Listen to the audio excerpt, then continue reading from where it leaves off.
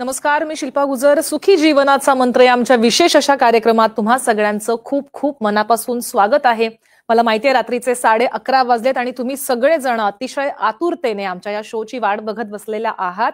पूर्ण आठवडाभर तुम्ही वाट बघत असता आमच्या या शोची, कारण मनात जे काही साठलेलं असतं त्याचा निचरा कुठे होणार? नक्कीच हा प्लॅटफॉर्म आहे सुखी जीवनाचा मंत्र. हा लाईव्ह शो तुमच्यासाठीच आहे आणि तुम्ही अतिशय सुंदर प्रतिसाद देता आणि त्यामुळेच गिफ्ट स्वरूपामध्ये आम्ही तुम्हाला सुखी जीवनाचा मंत्र हे पुस्तक देतो. फक्त तुम्हाला त्यासाठी काय करायचं आहे? तुम्हाला करायचे 4 सलग स्क्रीनशॉट्स पाठवायचे आहेत आमच्या व्हॉट्सअप नंबरवरती. तर आजचा हा 4था एपिसोड आहे. तर ज्यांनी सलग 3 एपिसोडमध्ये फोटो काढले असतील त्यांनी हा 4था आठवडा मिस करायचा नाहीये. पटापट फोटो क्लिक करायचेत आणि पाठवायचे आहेत. कार्यक्रमाची सुरुवात करायची आहे, पण त्याआधी डॉक्टर विजय दहिफळे सर यांच्या अचीव्हमेंट्स बद्दल जाणून घेऊयात व्हिज्युअल्सच्या माध्यमातून. डॉक्टर विजय दहिफळे हे सेक्सॉलॉजिस्ट, अँड्रोलॉजिस्ट आणि यूरोलॉजिस्ट आहेत. ते आंतरराष्ट्रीय पातळीवर नावाजलेले डॉक्टर असून या समस्येने त्रासलेल्या लोकांसाठी आशेचा किरण म्हणून कार्य करत असतात. डॉक्टरांची क्लिनिक्स छत्रपती संभाजीनगर, पुणे, दादर, नेरूळ, खारघर, कल्याण, नाशिक, नागपूर व दुबई इथे आहेत. डॉक्टर विजय दहिफळे हे देशविदेशात जाऊन लैंगिक शिक्षण या विषयावर मार्गदर्शन करत असतात. तर सगळ्यात आधी सरांचं स्वागत करूयात. सर, खूप खूप स्वागत आहे तुमचं आमच्या कार्यक्रमात. नमस्कार. तर लैंगिक शिक्षण काळाची गरज या अंतर्गत आपण अनेक विषय बघितलेले आहेत आणि आपण मागच्या आठवड्यापासून जो विषय घेतलेला आहे त्याला अतिशय उत्तम प्रतिसाद मिळतो आहे. आणि तुम्हाला माहितीये कोणत्या विषयाबद्दल बोलते मी? स्त्रियांच्या अंगाचे विभिन्न आकार. तर भाग 1 आपला झालेला आहे मागच्या आठवड्यात आणि आजचा हा भाग दुसरा आहे. कारण की तुम्ही भयंकर सुंदर असे प्रश्न विचारतात. व्हॉट्सअपवरती सुद्धा मागच्या सॅटर्डे नंतर इतके सारे प्रश्न आलेले आहेत. त्याच्यामुळे आपण हा पुन्हा एकदा विषय कंटिन्यू करतोय. तर तुमच्या मनात काही शंका असतील तर नक्की फोन करायचा आहे. 022-692-89372 69289372 हा नंबर आहे. त्याच्यामुळे पटापट फोन करायचे आहेत.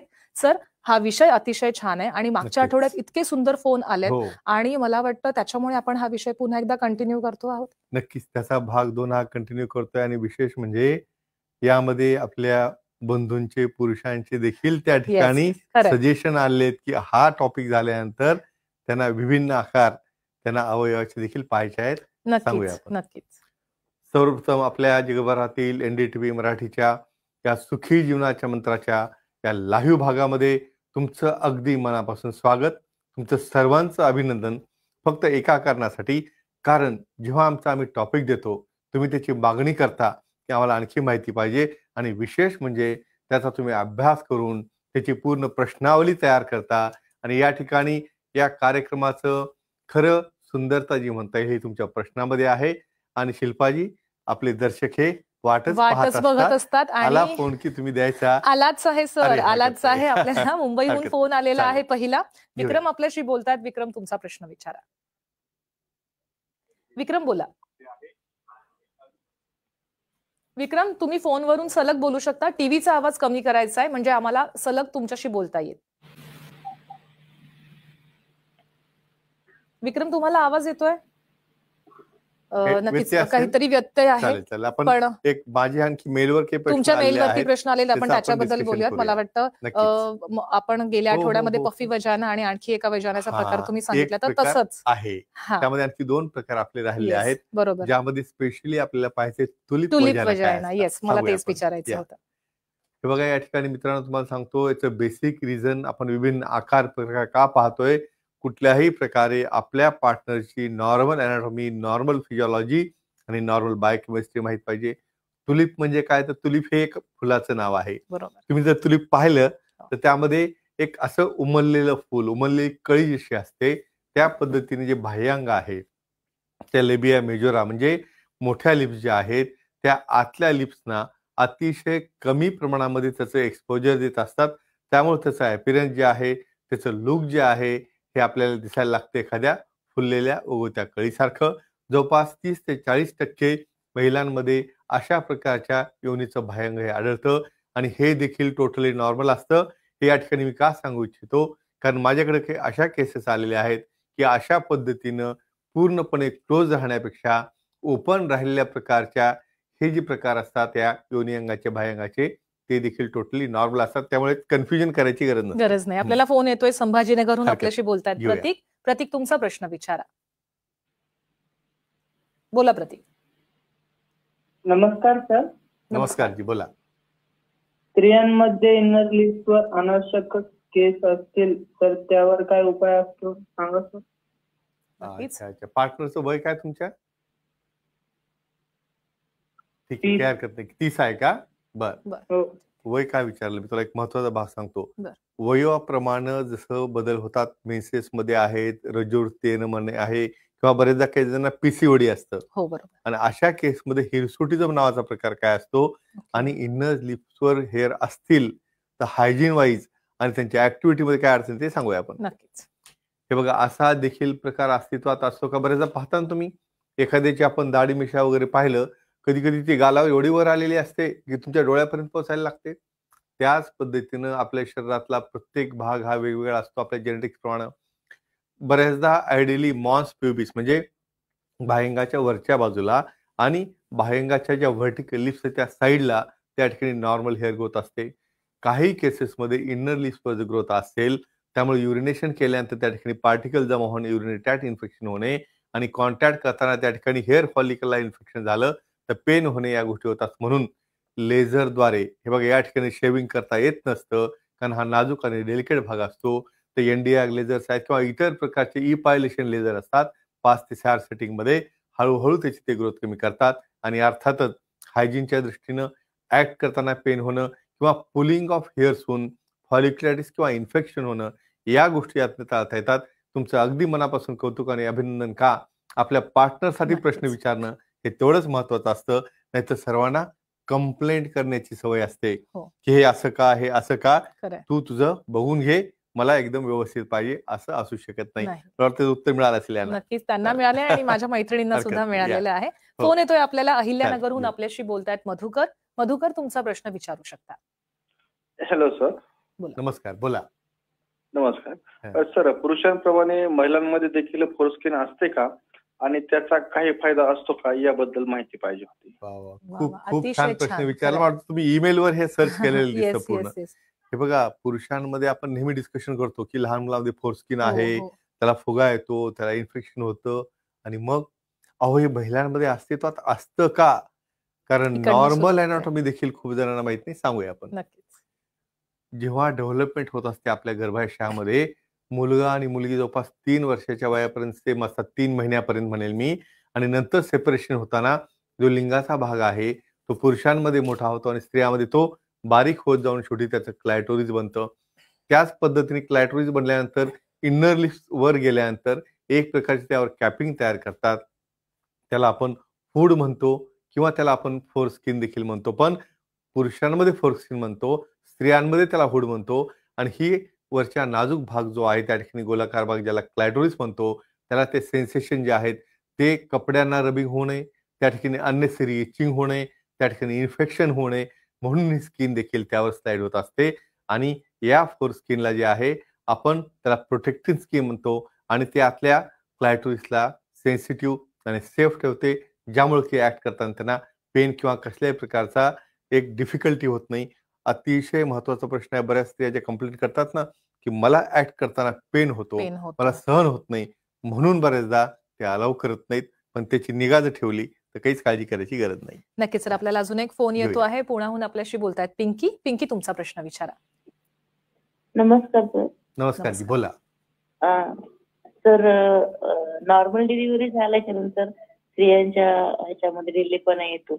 मग आता असं हे झालंय की खूप स्त्रिया ढिल्लेपणा येऊ नये म्हणून सिझरिंग करून घेत आहेत, तर ते कितपत बरोबर आहे सर? म्हणजे तुम्हाला हे विचारायचंय की समजा नॉर्मल डिलिव्हरी झाली तर ढिलेपणा येईल, आणि सीझर जर मी केलं तर मग ते एकदम शाबूत आणि छान टिकेल, छान राहील, असं म्हणणं आहे ना?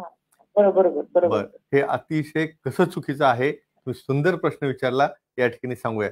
शिल्पाजी, हे कॉमन आहे, खूप कॉमन आहे. मला वाटतं हा प्रत्येकीच्या मनातला प्रश्न आहे सर. आणि ह्या प्रश्नाच्या उत्तरानंतर आणखी एक जो प्रश्न याला लागून येतोय तोही मला विचारायचा आहे, पण आधी आपण याबद्दल महत्वाचं सांगू. बोलूया. निसर्गामध्ये जेव्हा पुरुष आणि स्त्री बनले 2000 वर्ष म्हणा, किती वर्ष माहित नाही, त्यावेळेस काही असे सीझर होते का? नव्हते. मग त्यावेळेस हा प्रॉब्लेम होतोय का? नाही. कन्फ्युजन काय सांगूया आपण. नक्कीच. मित्रांनो, या ठिकाणी बऱ्याचदा ना एक अशी पद्धत आहे की आपल्याला उगीचच वाटतं की खालनं डिलिव्हरी झाली, एवढं मोठं हेड त्यातनं आलं, त्यामुळे मला ढिलेपणा येईल का? मग मला ते एन्जॉयमेंट मिळणार नाही का? माझा पार्टनर खुश राहणार नाही का? अजिबात असा कुठलाही प्रकार नसतो.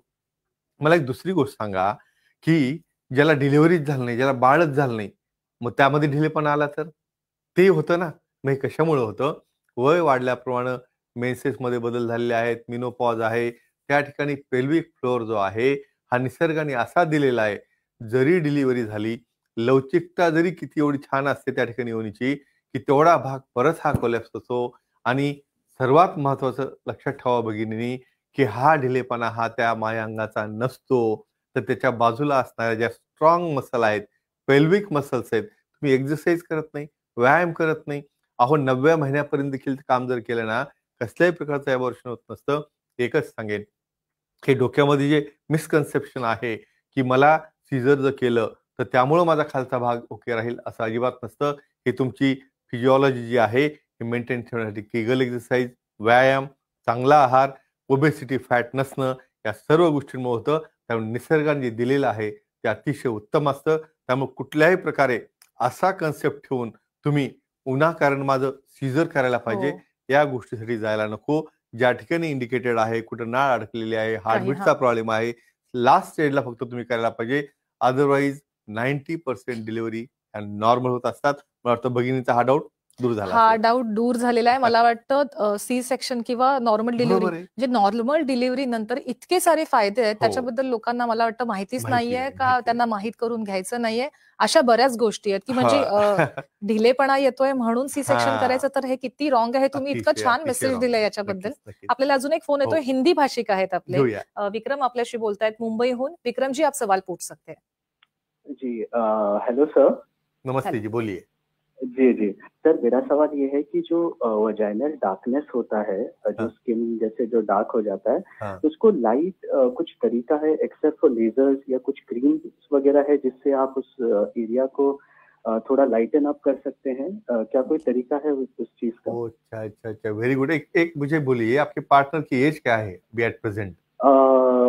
27 है सर। Okay, very good. आपका बहुत बढ़िया क्वेश्चन है और उसका क्या ट्रीटमेंट में आपको डेफिनेटली यहाँ पे एक्सप्लेन करता हूँ. किती कॉमन आहे हे? खूप कॉमन. मला वाटतं ह्यांना मराठीमधलं उत्तर समजेल. ज्या अर्थी आपण प्रश्न विचारतोय त्यांना कळतंय. हो. तर नॉर्मली तुमच्या काही पार्ट्सचा आकार आणि त्याचा कलर हा वेगळा का असतो ते सांगूया आपण. नक्कीच. मित्रांनो, या ठिकाणी एक गोष्ट लक्षात ठेवा, की तुम्हाला पिगमेंटेशन हे मेलानिन नावाच्या गोष्टीमुळे येतं. साहजिक गोष्ट आहे हो, आपल्या वेगवेगळ्या भागामध्ये लिप्सचा कलर वेगळा असतो, स्किनचा कलर वेगळा असतो. त्याच पद्धतीने मायांग जे असतात, बाह्यांग जे असतात, त्यामध्ये मेलानिन पिगमेंट हे जास्त असतं. त्याचबरोबर हार्मोन बदलल्यामुळं, मेन्सेसमुळं, डिलिव्हरीमुळं त्या ठिकाणची स्किन ही लॅक झालेली असते आणि त्या ठिकाणी रुटीन स्किनपेक्षा डार्क कलर दिसायला लागतो. त्याला देखील घाबरायची गरज नाही का? अतिशय चांगल्या प्रकारचे असे लेझर्स, पिगमेंटेशन कमी करणारे लेझरचा वापर केला. याच्या वेगवेगळ्या सेटिंग असतात. डेफिनेटली यहाँ पे आप विशेषज्ञ से मिलिए, सेक्सोलॉजी से मिलिए, बहुत अच्छे लेजर्स है. उसके 4 या 5 सेटिंग लेने से और उसके हाइजीन के बारे में भी कुछ एडिशनल इन्फॉर्मेशन हमारे सुखी जीवन के मंत्र की बुक में लिखी है. मुझे लगता है सबको इसका सोल्यूशन मिल गया होगा. आणि विक्रमजी, नक्कीच. मुंबईमध्ये तुम्ही राहताय, हो. कारण तुमचा फोन मुंबईवरून आलाय, तर मुंबईमध्ये दादरमध्ये सरांचं क्लिनिक आहे, तर तुम्ही नक्की भेट देऊ शकता आणि तुम्ही जी समस्या मांडली त्याच्यावरती नक्कीच तुम्हाला उपाय मिळेल. आपल्याला आता एक आणखी फोन येतोय, नाशिकहून प्राची आपल्याशी बोलतायत. प्राची, तुमचा प्रश्न विचारा. हायजीन किंवा स्वास्थ्य कसे चांगले ठेवावे आणि कोणता वॉश किंवा अँटीसेप्टिक वापरावे त्याबद्दल सांगा सर. वा, प्राची, अतिशय सुंदर असा प्रश्न त्यांनी प्रत्येकाला विचारलेला विचारायचा आहे. असेल येस ना. येस, हो अगदी. आणि या ठिकाणी मी महत्वाचं सांगू इच्छितो, असा कुठला मी वॉश, वी वॉश, तो वॉश असा वापरून त्याला काही होत मला नसतं. वाटतं फक्त वी वॉश बद्दलच रिझन सांगतो. तुम्ही सांगा मला, निसर्गानेच तुम्हाला स्वच्छ राहण्याची सिस्टीम तुम्हालाच दिलेली आहे. आहे. पण इन्फेक्ट का होतं आणि कसं केअर घ्यायची सांगूया आपण. नक्कीच. या ठिकाणी सर्व भगिनी जे आहेत, किंवा सर्वांना ही माहिती पाहिजे की नेचरनी बनवतानाच त्या ठिकाणी काही असे हेल्दी बॅक्टेरिया बनवलेले असतात, लॅक्टोबॅसिलस नावाचे बॅक्टेरिया, ज्यामुळे योनी किंवा वजान हे ऍसिडिक राहते आणि ऍसिडिक राहण्यामुळे कुठल्याही प्रकारचं इन्फेक्शन होत नाही. मग इन्फेक्शन होतं का? तर समोरच्या पार्टनरचं इन्फेक्शन, त्याचं प्रोटेक्शन न वापरल्यामुळं, तुम्ही स्वतःचं हायजीन त्याला क्लिनिंग म्हणा शेविंग न केल्यामुळं, एक सिंपल गोष्ट सांगेन, जेव्हा केव्हा आपण लोअर पार्टला क्लिनिंग करतो युरिनेशन नंतर वगैरे, तर वाईपअप करताना पुढच्या बाजूनं मागच्या साईडला जायचं असतं. बऱ्याच जणांना काय सवय असते, मागच्या साईडनं पुढे आल्यामुळं त्या ठिकाणी फिकल कंटेंट असणारे जे बॅक्टेरिया आहेत ते इन्फेक्ट करतात. दुसरं महत्त्वाचं, कुठल्याही कंडिशनमध्ये डाउचिंग, म्हणजे काही जणांना काय वाटतं, की मी काही सोप किंवा काही वॉश टाकून आतमध्ये जर फिंगर टाकून वॉश केलं तर ते एकदम छान होईल का? अजिबात नाही. का? कारण चांगले बॅक्टेरिया जर तुम्ही वॉश आउट केले तर परत इन्फेक्शन होतं. त्यामुळे सगळ्यात महत्त्वाचं सांगेन, साधं ल्युकवॉर्म वॉटर आहे किंवा थोडंसं थंड पाण्याने देखील क्लीन केल्यानंतर महत्त्वाचं त्याला ड्राय करणं आणि ड्राय केल्यानंतर आणि त्याचबरोबर जेव्हा जेव्हा युरिनेशन कराल त्यावेळेस त्याला वॉश करणं आणि ड्राय करणं आणि जेव्हा कॉन्टॅक्ट येईल किंवा संबंध आल्यानंतर देखील त्याला युरिनेशन पास करणं, म्हणजे कॉन्टॅक्टच्या अगोदरही युरिन पास करणं, नंतरही पास करणं, या गोष्टी जर तुम्ही केअर घेतली तर मला वाटतं कुठल्या वॉशची या ठिकाणी गरज पडणार नाही. किती हे छान बेसिक आणि नॉलेज आहे. सिंपल तुम्ही हां. सांगितलेलं आहे. म्हणजे निसर्गतः किती सोप्या गोष्टी आहेत बरोबर ज्या आहे, आपण बरोबर क्लिष्ट आहे. करून टाकतो आणि त्याच्यासाठी तुमचे खूप खूप धन्यवाद की तुम्ही खूप छान सोप्या भाषेमध्ये माझ्या सगळ्या नक्कीच, मैत्रिणींना, नक्कीच. प्रेक्षकांना अतिशय Sure. उत्तम मार्गदर्शन करताय. नक्की. आपल्याला अजून एक फोन घेऊया. येतोय. धुळ्याहून आपल्याशी बोलतायत राजश्री. राजश्री, तुमचा प्रश्न विचारा. हॅलो, नमस्कार सर. नमस्कार जी, बोला. सर, स्त्रियांमध्ये क्लॅटोरिसची साईज मोठी का असते आणि त्यावर काय उपाय असतो त्याबद्दल माहिती द्या. तुमचं वय सांगा एकदा मला. माझं हां. 40 सर. अच्छा, ओके. खूप छान प्रश्न आहे, सांगतो मी. हा एक सोशल असा प्रश्न आहे, ज्या ठिकाणी क्लायटोरल साईज जर मोठी राहिली, तर पार्टनर त्यांच्याशी भांडणं करून डाऊट घेऊन बऱ्याचदा डिव्होर्सपर्यंत गेलेल्या केस आहेत आणि काय प्रकारे सांगतो मी. सायंटिफिक दृष्ट्या तुम्हाला तुमची स्वतःची एनाटॉमी तुम्हाला माहिती आहे ना, नाक आहे, कान आहे, डोळा आहे. कधी स्वतःला तुम्ही आरशामध्ये उभं राहून तुम्ही स्वतः कसं दिसता हे पाहिलेलं आहे कधी? क्लायटोरिस हा दोन्ही लेव्याच्या सेंटरला टॉपच्या भागात अतिशय सेन्सिटिव्ह असणारा एरिया असतो, ज्यामध्ये 15,000 पेक्षा जास्त नर्व्हज असतात. जे ऑर्गॅझम म्हणा किंवा ज्या ठिकाणी स्टिम्युलेशन होतं तो एरिया असतो, सेन्सिटिव्ह एरिया असतो. काही जणांमध्ये हार्मोनल चेंजेसमुळं जसं पुरुषांमध्ये तो लिंगाचा टोकाचा भाग दर्शवतो, तसाच तो स्त्रियांमध्ये लहान होऊन क्लायटोरिस बनतो. पण काही कारणामुळं तो थोडाफार जर मोठा असेल तर बरेचदा त्या ठिकाणी निकरला रब होणं, त्या ठिकाणी बरेचदा क्लिनिंग करताना त्या ठिकाणी रिपीटेड इन्फेक्शन होणं आणि त्या ठिकाणी वरची जी फोरस्किन आहे त्याला चिपकणं, अशा गोष्टी होतात. तर हे होऊ नये आणि एखाद्या पार्टनरला आवडत नसेल त्याला कॉस्मॅटिक सर्जरी करून क्लायटोरोप्लास्टी म्हणजे नर्व्हजला धक्का न लावता ती क्लायटोरिस देखील छोटी करता येते. पण हे नॉर्मल काय आहे, ॲबनॉर्मल काय आहे याचं तुम्ही ज्ञान समजावून घ्या. अदरवाईज विनाकारण तुम्ही तुमच्या बरोबर. पार्टनरवर डाऊट घेता आणि तुमचं पर्सनल लाईफ तुम्ही विस्कळीत करता. असं काहीही करायची गरज नाही आणि हे नॉर्मल व्हेरिएशन असतं. आणि म्हणूनच तज्ञांना भेटणं गरजेचं आवश्यक म्हणजे आहे. असा डाऊट आला तर मग भेटणं आवश्यक आहे नक्कीच, फार. नक्कीच. आपल्याला अजून एक फोन येतोय. नांदेडहून आपल्याशी नम्रता बोलतायत. नम्रता, तुमचा प्रश्न विचारू शकता. सर, नमस्कार. नमस्ते जी, तर बोला. योनीच्या बाह्यांगाचा रंग आणि स्त्रियांच्या नॉर्मल त्वचेचा रंग ओके. या रंगापेक्षा योनीचा रंग डार्क का असतो त्याबद्दल सांगा. अच्छा, अच्छा, अच्छा. मला एक महत्त्वाचं सांगा, की हे वय तुमचं मेनोपॉजच्या अगोदर आहे का नंतर आहे का? वय किती आहे आता? माझं आता वय 48 आहे. Okay, okay. हरकत नाही. खूप छान प्रश्न विचारला तुम्ही. सांगूया या ठिकाणी. आता याला महत्त्वाची गोष्ट सांगतो. तुम्ही वय का विचारतो? प्रत्येक वयामध्ये तुमच्या हार्मोन्स बदलल्यामुळं, मेन्सेसमुळं, डिलिव्हरीमुळं तुमचं पिगमेंटेशन बदलतं ओके. आणि त्याचा कसा परिणाम होतो आणि ते नॉर्मल कधी समजायचं आणि एक पूरक गोष्ट सांगेल, ॲबनॉर्मल कधी समजायचं ओके. सांगूया आपण. नक्कीच. या ठिकाणी बऱ्याच भगिनींना हा कलर म्हणजे नॉर्मल व्हेरिएशन आहे का हा डार्कनेस काही फंगल इन्फेक्शनमुळे झालेला आहे, काही स्किन इन्फेक्शनमुळे झालेलं आहे का, हे पाहायचं असतं. तर या ठिकाणी महत्त्वाची गोष्ट सांगतो, मेलॅनिन नावाचं पिगमेंट हे तुमचं ब्रेस्टचा एरिओला आहे, तुमचे लिप्स आहेत आणि त्याचबरोबर त्या ठिकाणी बाह्यांग जे आहे त्याचे आउटर लिप्स आहेत हे डार्क असणं हे नॉर्मल आहे. बऱ्याचदा ॲक्टिव्हिटीमुळे देखील त्या ठिकाणी ब्लॅकनेस येतो. पण जेव्हा फंगसमुळे ब्लॅकनेस येतं त्यावेळेस इचिंग होणं, त्याला क्रॅक जाणं, क्रॅक गेल्यानंतर त्यातनं ब्लिडिंग होणं आणि नेहमी त्या ठिकाणी कोरडेपणा येणं, यामुळे तुम्हाला क्रिया करण्यासाठी, ॲक्ट करण्यासाठी जर अडचण येत असेल तज्ञांना ताबडतोब भेटावं. आणि हा डार्कनेस जर पार्टनरला नको असेल तर अतिशय चांगल्या प्रकारचे लेझर्स आहेत, त्यातनं ते नक्कीच बरे होऊ शकतात. नक्कीच. आपल्याला अजून एक फोन येतोय. ठाण्याहून आपल्याशी घेऊया. बोलतायत लक्ष्मण. लक्ष्मण, तुमचा प्रश्न विचारा. हॅलो, बोला. नमस्कार जी, बोला. नमस्कार सर. हायड्रोसिलला गर्दीमध्ये धक्का वगैरे लागला तर पेन जास्त होतो आणि मग त्याच्यावर काळजी काय? हायड्रोसिल म्हणताय? हायड्रोसिल आहे, बरोबर आहे. Okay okay. हायड्रोसिल म्हणजे अंडकोशाला. मला परत क्लिअर कट प्रश्न विचारा आणखी. हा, हायड्रोसिल आहे तुम्हाला? हायड्रोसिल नाहीये. अंडकोशाला धक्का वगैरे लागला तर जास्त पेन होते, त्याच्यावर काळजी काय घ्यावी आणि उपचार काय? अच्छा, उपचार. त्याच्यामुळे काही तुमच्या सेक्शुअल लाईफवर परिणाम झालेला, काही कमजोरी वगैरे किंवा पेन होणं? नाही. बरं, ठीक आहे. सांगूयात. म्हणजे हा पेन का होतं ते तुम्हाला विचारायचं, बरोबर आहे? ठीक आहे, सांगूया. अंडकोशामध्ये होणारे पेन, स्पेशली मेलचा हा कॉमन प्रश्न असतो आणि याचा परिणाम इनडिरेक्टली तुमच्या ऍक्टिव्हिटीवर कसा होतो थोडक्यात सांगूया. या ठिकाणी बऱ्याचदा वेगवेगळ्या प्रकारचे टेस्टिक्युलर इन्फेक्शन असतात. ऑर्कायटिस आहे. ऑर्कायटिस म्हणजे बऱ्याचदा त्या ठिकाणी पेन इन्फेक्शनमुळे होतो. काही ट्रॉमा लागलेला आहे का, काही सिस्ट आहे का, किंवा बऱ्याचदा त्या ठिकाणी काही जणांना किडनी स्टोन असेल, युरेटिक स्टोन असेल तर त्याचा रेफर होणारा पेन देखील त्या ठिकाणी होत असतो, किंवा काही जणांना व्हॅरिकोसिल म्हणजे ॲबनॉर्मल व्हेनमुळे देखील होत असतो. एकदा तज्ज्ञांना भेटा, तज्ज्ञांना भेटल्यानंतर त्याचं निदान केलं जाईल, काही डॉप्लर्स किंवा सोनोग्राफी केलं जाईल. नक्कीच त्याला रिलीफ आहे, ट्रीटमेंट आहे. तज्ज्ञांना भेटलं तर सेक्सॉलॉजी युरोलॉजिस्ट दाखवा आणि या पेनपासून का दूर व्हा, कारण यामुळे देखील तुम्हाला कमजोरी, शीघ्रपतन किंवा ऍक्ट करताना प्रॉब्लेम येऊ शकतो. मला वाटतं हे त्यांना उत्तर मिळालं असेल. नक्कीच मिळालं असेल आणि त्यांनी तज्ञांना भेटणं यासाठी खूप नक्कीच गरजेचं आवश्यक आहे. आणि हां. ठाण्याजवळ सुद्धा सरांचं क्लिनिक आहे, त्याच्यामुळे नक्की तुम्ही भेट द्या. अपॉइंटमेंटसाठी सध्या नंबर फ्लॅश होत आहेत, त्याच्यावरती तुम्ही फोन करू शकता आणि अपॉइंटमेंट घेऊ शकता. सर, खूप फोन येत आहेत पण थांबावं लागणार आहे आणि तुम्ही वेळ संपली असं सांगताय तुम्ही. येस संपली, पण तुम्ही इतकं सुंदर मार्गदर्शन केलं आणि इतके सुंदर फोन आलेले आहेत, Yeah. त्याच्यामुळे तुमचे खूप खूप मनापासून आभार.